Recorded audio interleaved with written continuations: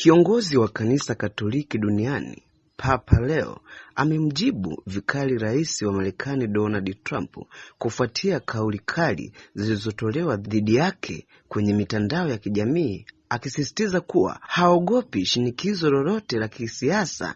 Akizungumza na waandishi wa habari akiwa ndani ya ndege ya kipapa akiwa safarini kuelekea Algeria, Papa Leo amesema wazi kuwa hana hofu na utawala wa Marekani na ataendelea kusimamia ujumbe wa kanisa.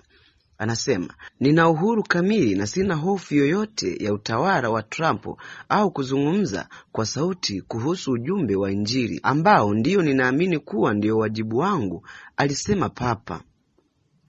Kauli hiyo imekuja baada ya Trump kumshambulia Papa kupitia mtandao wake wa kijamii, akimkosoa kwa kile alichokiita misimamo ya kiliberali katika masuala ya uhalifu na sera za kimataifa.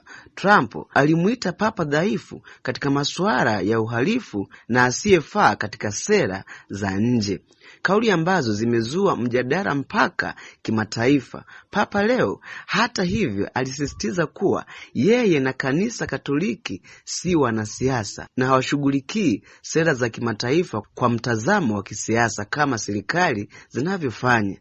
Anasema, "Sisi si wanasiasa, tunafuata ujumbe wa Injili na kuwa wajumbe wa amani," aliongeza Papa Leo. Mvutano huu unaendelea kuvuta hisia duniani, ukionyesha mgongano wa mitazamo kati ya uongozi wa kidini na kisiasa kuhusu masuala ya maadili, uongozi na sera za kimataifa. Trump anashambulia kwa maneno makali Papa Leo kuhusu Irani, adai ni dhaifu, bila USA asingekuwa papa. Sasa naomba utie komenti yako hapo kuhusu hichi kinachoendelea kati ya Papa Leo na Rais Donald Trump wa Marekani. Je, kweli bila Marekani Papa Leo asingekuwa papa?